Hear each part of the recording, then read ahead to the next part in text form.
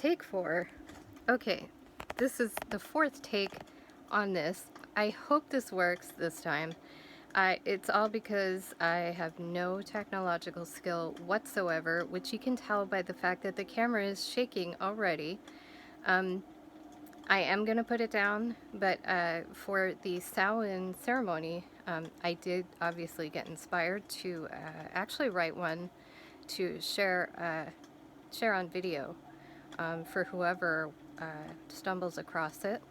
And I'm going to do the best I can, because that's all I can do. So I will put this down, but first I wanted to show you guys what I have here in case you wanted to go ahead and do one for yourself. A solo ritual, you know, you want to design one. This is some of the basic structure you could use. There are plenty of variations on a theme, of course. This is just my take. And of course, I am a member of the Order of Bards, Ovates, and Druids, so I am using the basic structure that Obat uses in rituals, and we'll get to that in a little bit.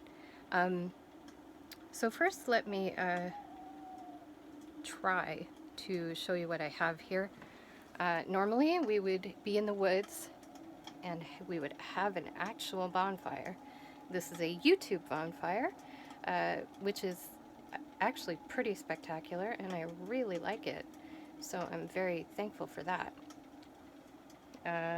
Yay for YouTube. Anyway, so there's that. And instead of an actual fire, I have a pot of dirt. And I'm going to turn the camera and hopefully get the angle right to show you this. Yeah, it's dirt with a spiral to symbolize the cycle of life, death, and rebirth. This is the candle for the south, which is the element of fire. We will have a little bit of fire, but we have water standing by here, as well as earth. And this here is a symbolic meal, salt, sea salt, honey, and the pumpkin bread I made, the last piece of it, and some mead. You can also use wine if you prefer, or whatever beverage you want. So this is the north element of earth, and that's why there's a big stone next to the candle. That is the ancestor candle in front of the tall green candle, which we will light when the ceremony starts. And that's a jade rock, a jade stone. Jade is wonderful and beautiful. This is a jar of bay laurel leaves from a tree that I used to live next to and loved very much. This is obviously air, element of air, direction east. So that's my altar cloth, and I just put it on the table. Oh, there's my letter to my sister. I did tell you guys last week, if you saw it, I mentioned writing a letter to whichever of your ancestors or beloved dead, who, you know, the people that you love who have passed on. If there's a particular one that you would like to honor, I suggested writing a letter. If you want to do that and you haven't yet, you can always pause the video and come back when you're ready. Or not, it's up to you. So for me, obviously, I dress up for ceremonies, even alone, because symbols are deeply meaningful to me. So everything that I wear is a conscious choice, as far as I can make it so. It has meaning to me. For example, this is a crow feather, and crow dropped it pretty much in front of me when I was walking in the woods one day. Excuse me. So everything that I'm wearing is important to me, like this in some way. And you can choose your own, whatever is meaningful to you, and take it in whatever direction seems best to you. That is the beauty of um, neo-paganism, at least to me, the lack of dogma. You get to make your own path, not find it. You get to make it. And that's a big difference. So,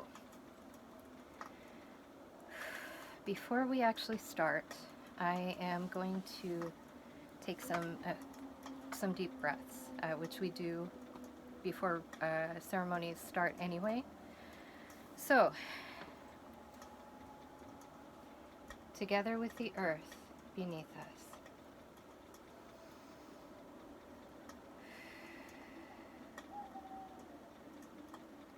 together with the trees around us,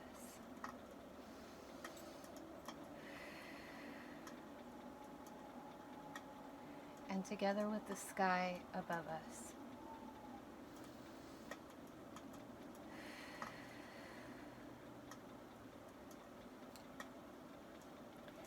Blessed sound to all, again. You're very welcome to participate with me if you so choose. If you have the letter for your loved one, please bring it and just have it handy.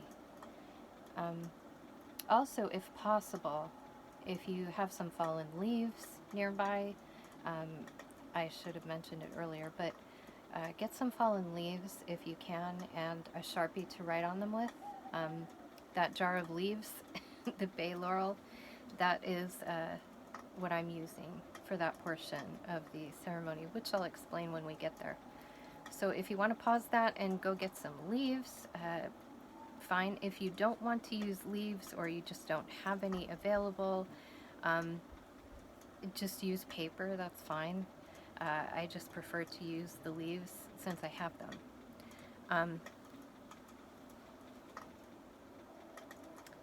Okay, I mentioned Obad, and I'll be adhering to the normal structure for opening and closing.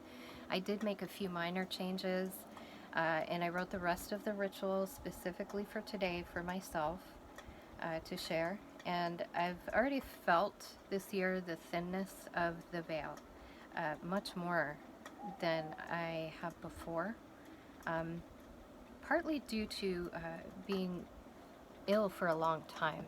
I've had a long-term illness. I'm much better now, but still not completely well. I'm gonna try getting down lower because it's uncomfortable trying to crouch, and these angles are really weird. Anyway. Oh, and I should have mentioned, if I didn't, we always expect in ceremonies with Obad, we expect things to go a little wonky. People are clumsy, things happen, and it teaches us to really balance the solemn nature of the ceremony with levity, because we can always laugh at ourselves, and that's healthy. So even when you're doing something solemn, if you mess it up, you don't have to feel weird. After watching me mess up all during this, you won't feel bad at all, I'm sure. So anyway, so my illness has impacted how I feel this year, and just overall more sensitive. I have an idea that it's not only the veil between the worlds that is thinner at Samhain, but also boundaries in general, at least for me. My empathy, for example, has gotten really strong, much stronger than I like it, actually. I am still not happy with this camera. So, that's gotten a lot more sensitive, and I find myself partaking in the emotions of others much more easily than usual, and it's not always wanted. So today I went outside at dawn and was greeted by the sight of the moon approaching the western horizon as it set, and as light was filling the eastern sky. And a pair of ravens flew east over my head. and then back west, and then back east again, with the third joining them. So these are all meaningful omens to me personally, and that was a promising start to the day. I also walked around just learning some new verses to the song Savage Daughter, which you may or may not know. But there's some verses which apply to me in my past to a ridiculous extent. And one of my chosen family, my chosen mama, actually shared it with me. So I was learning the words, and I felt that my beloved sister Lee, who passed beyond the veil years ago now, she's with me this year. I feel her a lot more than ever before. And she would have loved these verses of this song in particular.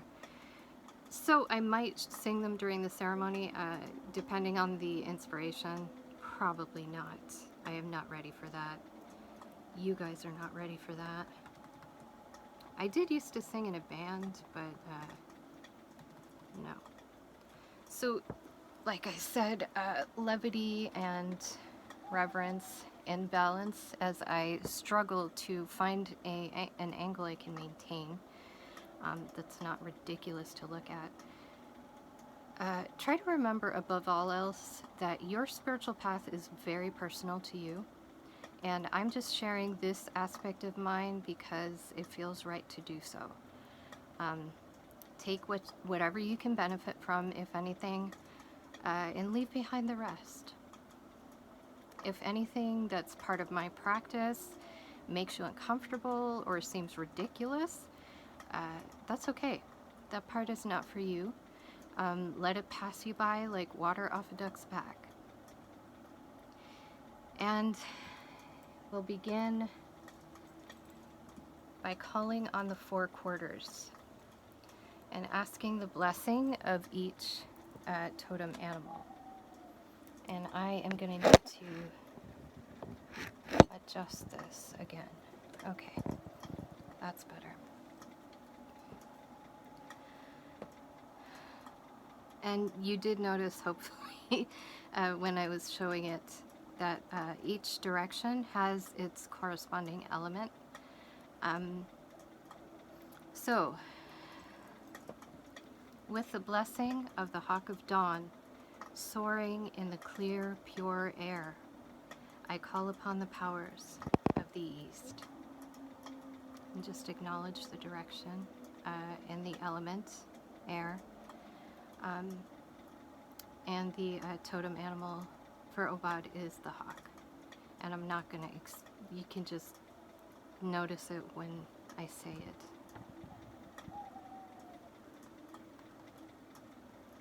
I have never done a ceremony before, so I know I'm really awkward. I apologize.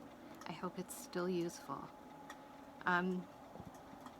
Okay, moving on. With the blessing of the great stag in the heat of the chase, beneath the fiery eye of the noonday sun, I call upon the powers of the south. And just aim at the approximate direction. I don't have space to actually walk around, which is what you would normally do. Moving on. At sunset, with the blessing of the salmon of wisdom, who dwells within the sacred pool's waters, I call upon the powers of the West. Finally, with the blessing of the great bear of the starry heavens, and the deep and fruitful earth at midnight, I call upon the powers of the North. And now we will wish peace to the quarters. Starting again in the east. May there be peace in the east. And just visualize, if you can, a wave of peace spreading from you outward. We certainly need peace in this world more desperately than ever. So toward the east. all the way east, around the world from where you are.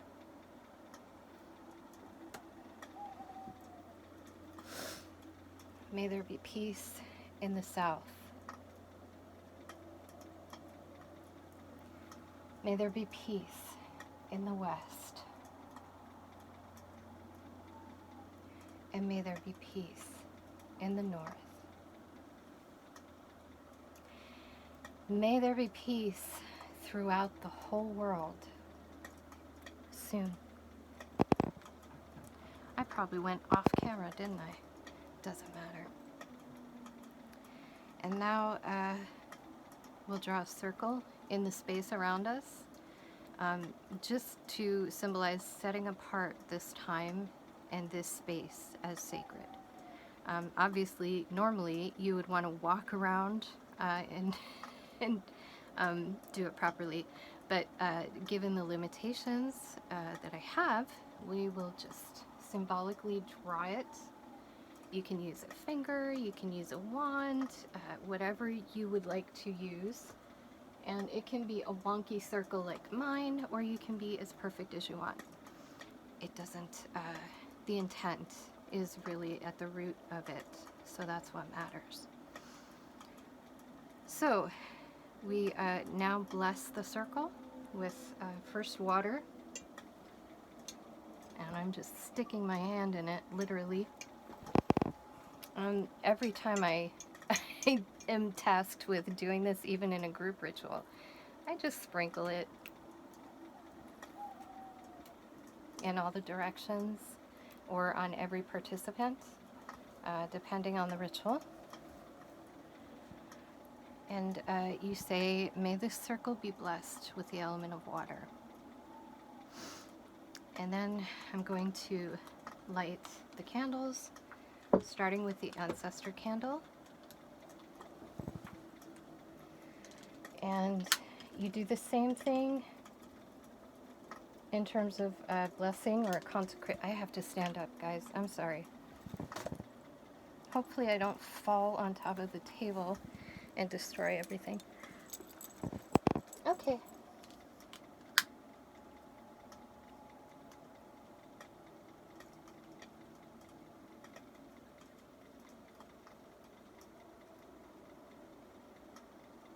Okay, my ancestor candle is lit. And then starting with the east, light the directional candles as well.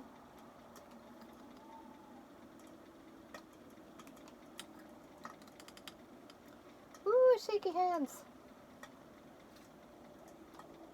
Because I have weak little arms.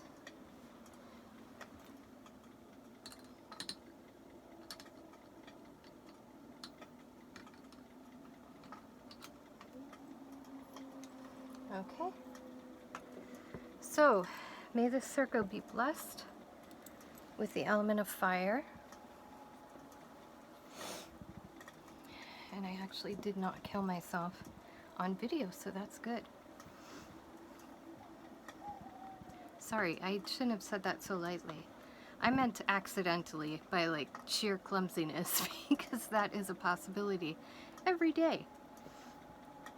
So now, this is sacred time, this is sacred space. Samhain is sometimes called the time of no time. And that's because the boundaries of time are blurred, because the veil between the worlds is thin, between the world of the living and the world of the dead. The past is with us in our ancestors, their blood and bone, their wisdom and love, their essence and spirit.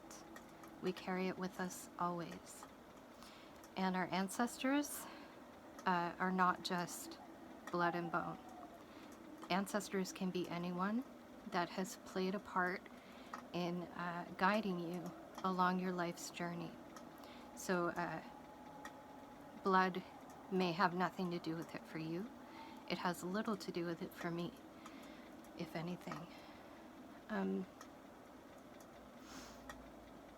So that's the past. The present, of course, is in us and all around us. That is what marks out our path step by step. And the future is also with us today in our descendants, who will carry our blood, our bone, our teachings, our spirit, our essence, on their own journeys one day. And again, the same principle applies. It does not have to be descendants of blood related. It can be anyone. Chosen family is what it's called, which is a great term for it. So now we'll just take a moment to welcome our ancestors to our circle. And I don't have a fireplace, so I already explained that. We'll be using the pot of dirt and the pitcher of water. That always, every time I say pot of dirt, I almost say jar of dirt because of Johnny Depp in Pirates of the Caribbean, however you say that.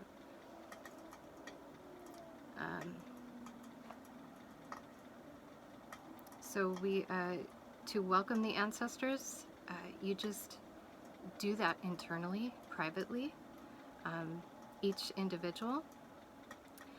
And creativity, if you decide to do your own ritual, be creative, make it your own, because that is what gives it meaning when you personalize it. So we begin with the symbolic meal, which hopefully I showed you with my awkward camera shenanigans. And the meal begins with honey for the sweetness of life and its gifts and cycles. And I'm just letting a little bit of honey drop into the earth to be absorbed. And that is, I'm dropping it in. You would either drop it in the fire or you can drop it in the earth, just to symbolize sharing it with your beloved dead, with your ancestors that you're honoring. So honey for sweetness, salt for the lesson we all learn, to savor each and every moment for its gifts, even if the gifts are unwelcome.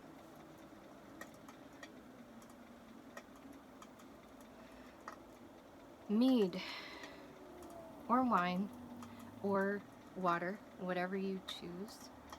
Mead is traditional for the Druid ceremonies anyway. Also, my grandmother loved it. So mead for the joy that we will still find ahead on this life's journey, that we might preserve the memory of joy also. And then lastly, bread. Oh, yeah, I need to pour some of this in the earth. And then bread. In my case, the last piece of pumpkin bread that I made, you offer that to the earth as well. And bread, of course, is symbolic of nourishment, that we can continue to grow and thrive along our path. And sharing, of course, means that we also have some.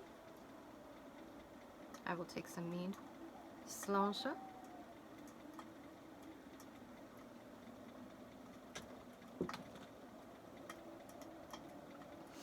And I will take some bread, dip it in the honey, then in the salt.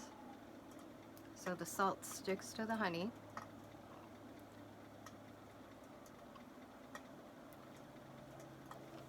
Surprisingly delicious.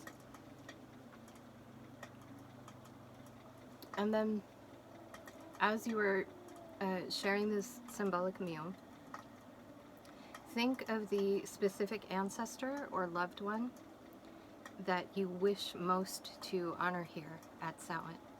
And you can have multiples if you choose to do so. but at least one. And it can be a teacher, like I said, anyone that springs to your mind who has had an impact on your growth, that you want to honor at Samhain. And just hold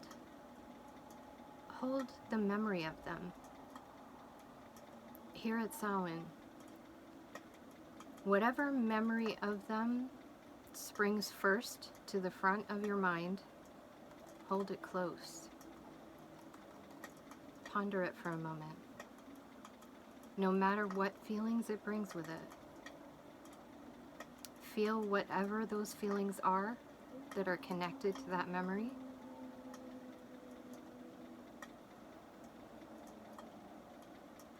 For me, there is so much joy and also so much pain. And I think for most of us, that's the case. Because grief is the price you pay for love. Feel those feelings. Then, ask for guidance on what you are meant to do with it.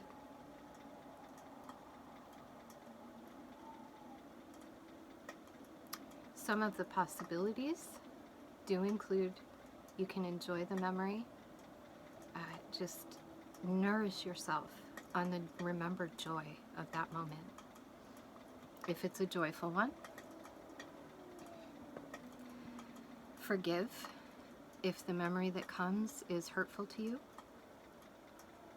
You can use this opportunity for forgiveness if you are so inclined. You can release hurt as well, or anger, if that's what comes with the memory. Release.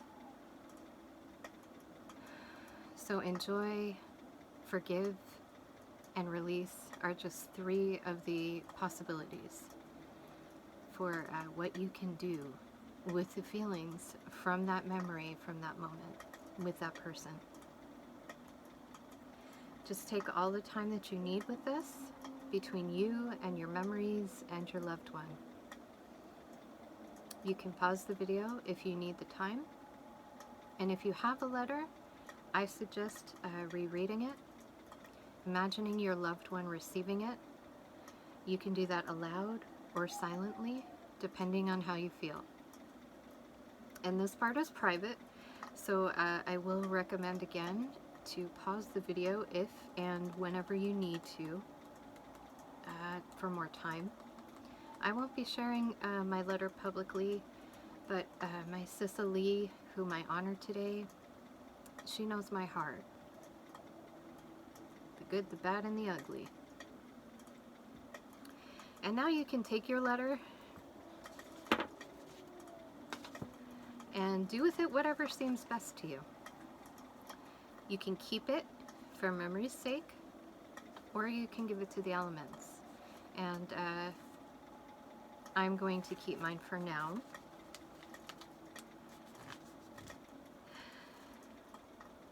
And then as we continue to sit with this fellowship, with our lost, beloved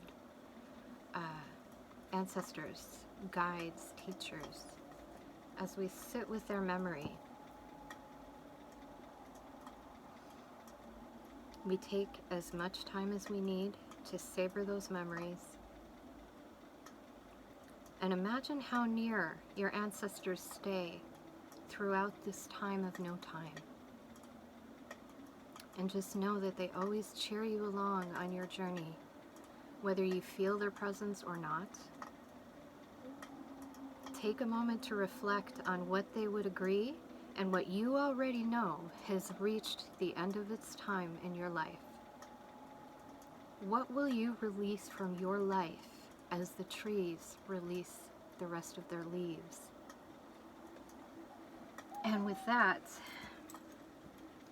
we will greet the Kayach, the crone of winter. She arrives each year to blow the last leaves from the trees in temperate regions at the end of this 3rd and final harvest of the year. And this is when, if you brought leaves, you can take the leaves and write down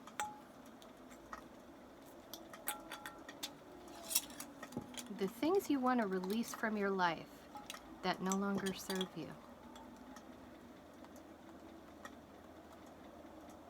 Think about it as long as you need to. What is it that you want to let go of, the way the trees let go of their leaves every year? Consider what it is that you need to let go of. And then write it down on the leaf or on your paper, whatever you're using. And of course, you can use as many leaves or papers as you like. And your list can be long or short, whatever seems right to you.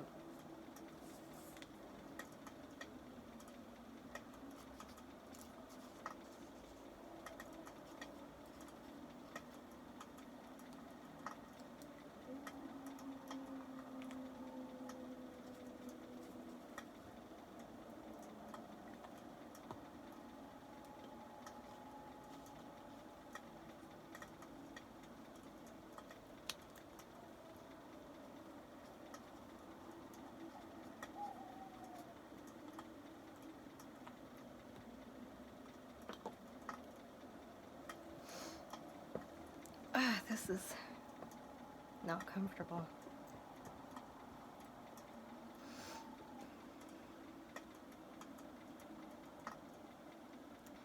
These leaves still smell so good. Thank you, Bay Laurel. I still love that tree. So the kayak is a figure that is feared in mythology.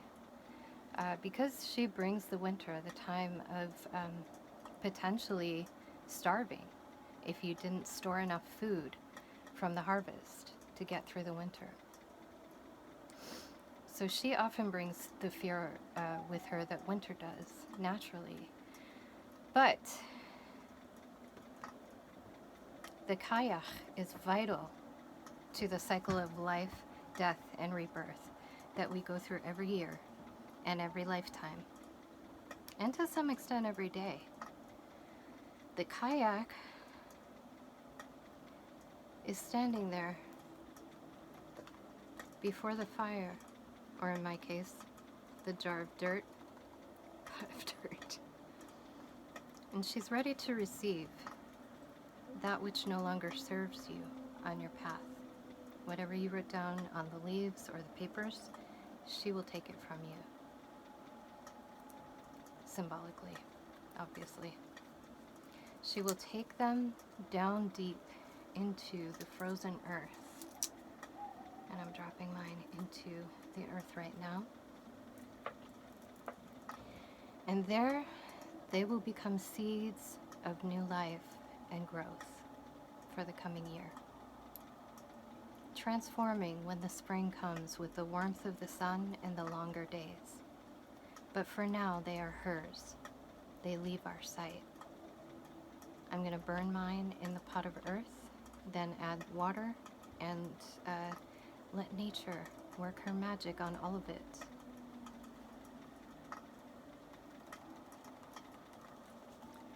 In the silence, after releasing these things to the kayak, consider that death is neither more nor less sacred than life, and the liminal space, rebirth, between the two opposites is perhaps most sacred of all. Death is not to be worshipped any more than life is. We stand here and now in reuniting with our beloved dead in this time of no time that is paradoxically a moment when the veil is at its thinnest. The kayak teaches or reminds us that we are here in this life to learn and grow. And for all of us, at some point, that will certainly involve an amount of pain that can seem unbearable. We must bear it and allow the winter to do its magic so that spring can surprise us with its joy and new growth. And it doesn't look like I wrote it down, but just remember that even though the trees, having released the last of their leaves, they stand there, bare and stark against the winter sky, looking dead and forlorn and bleak. But the opposite is the case, because underneath the earth, the frozen ground is hiding the roots, which is where the growth happens during the winter. The trees are rooting themselves more deeply, grounding themselves in this time of long nights, abundance of darkness.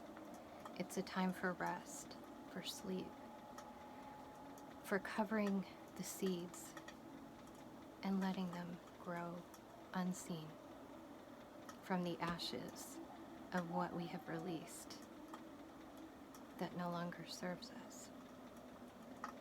It will bear fruit. That's the nature of life, death, and rebirth.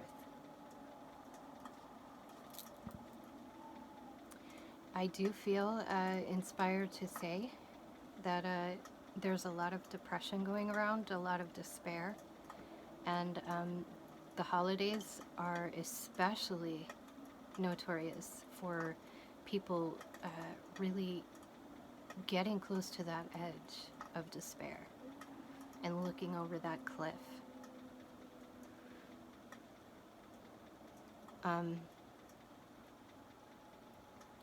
I feel it must be said, it is not for our conscious self to decide too early to pass through that veil. I know how tempting it can be when you are feeling so much pain that you don't see how you can stand it another moment. I understand. I have been there in that pit of despair, and I've had to claw my way out more than once. And it's not pleasant, but it is necessary for your growth. Do not jump over that cliff. It is not time. Death is not to be worshipped. We must trust the natural cycles of this realm that we are traveling through. Trust the wisdom of it. Do not desecrate everything sacred by ever harming yourself or another life willfully. Don't do it. You disrespect everything that is holy and sacred if you cause harm to yourself or to any other life willfully. Remember that our ancestors and our guides always witness this journey that we're on.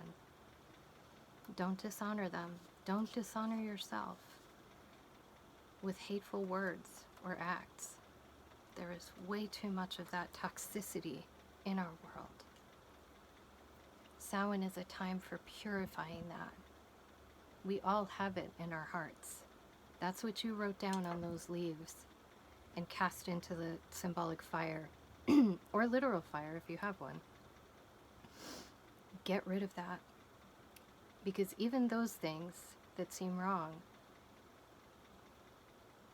with the alchemical magic of the earth and the winter, they transform into seeds and they become something entirely new. There's a transformation beneath the earth. Let it happen.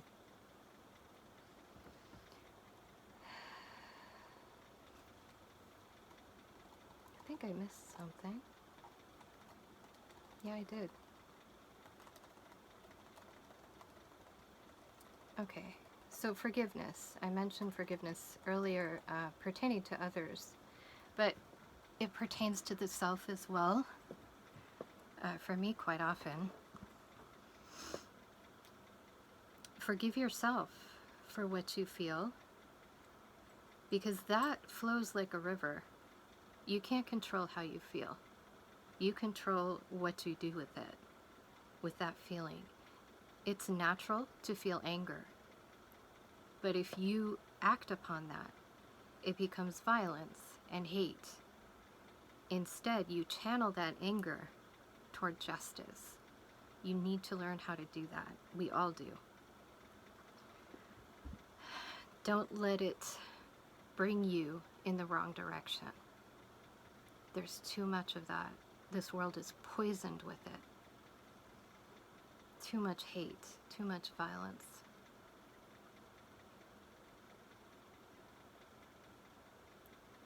So forgive yourself for what you feel if you are judging yourself for it.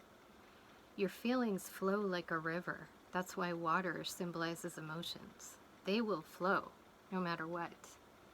But it's up to you to direct the course of the river of your emotions.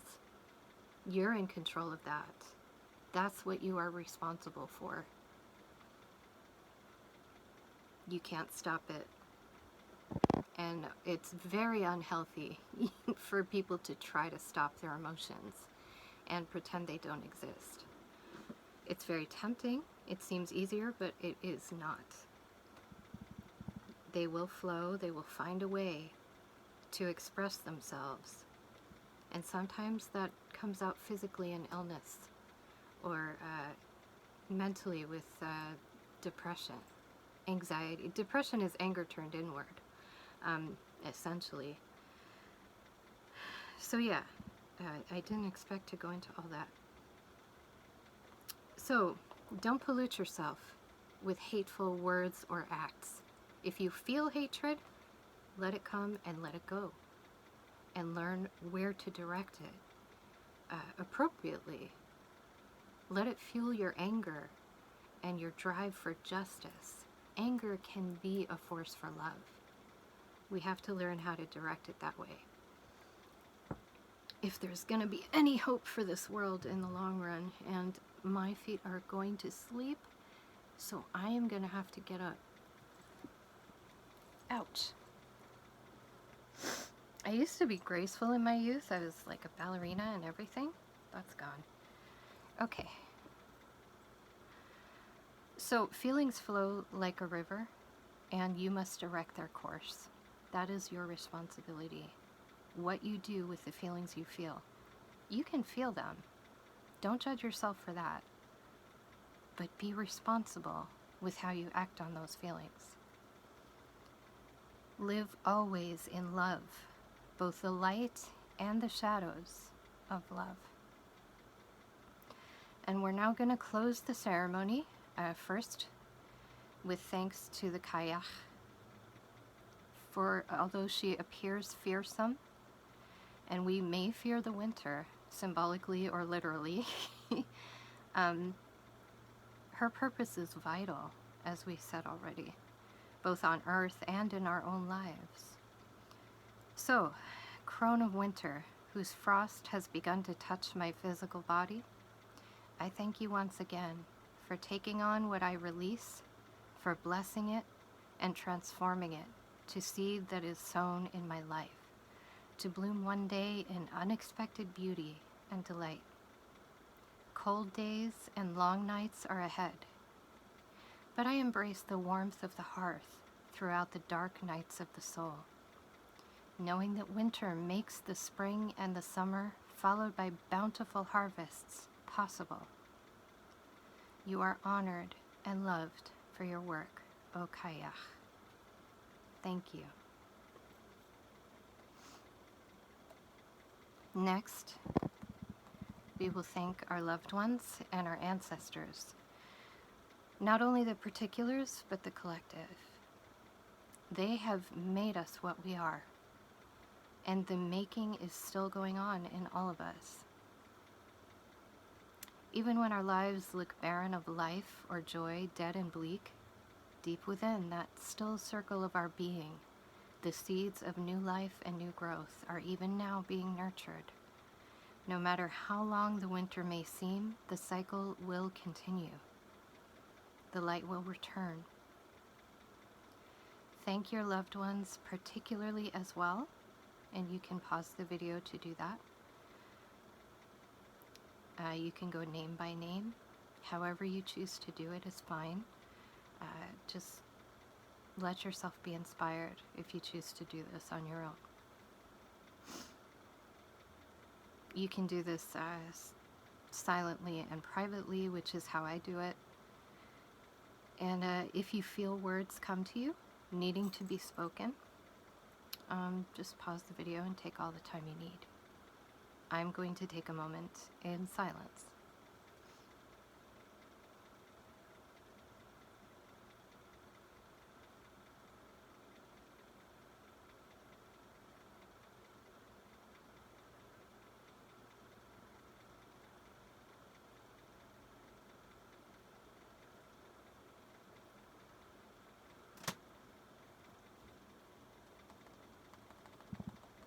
Now we offer thanks to the quarters,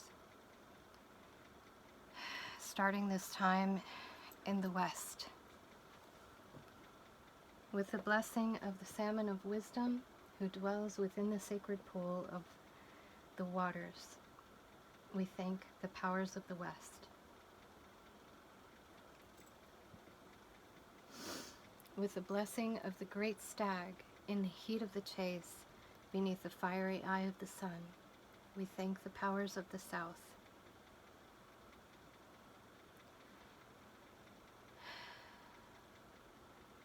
With the blessing of the hawk of dawn, soaring in the clear, pure air, we thank the powers of the east. And with the blessing of the great bear, of the starry heavens, and the deep, fruitful earth, we thank the powers of the north. Now I'll unwind the circle, returning us to everyday life in the here and now. Like I said, the circle can be done or undone however you choose, with as much or little formality as you choose. So, with that, our ceremony concludes, and may our memories hold what the eyes and ears and hearts have gained. Samhain blessings to all, and thank you for spending this time with me and putting up with all of my technology gaffes.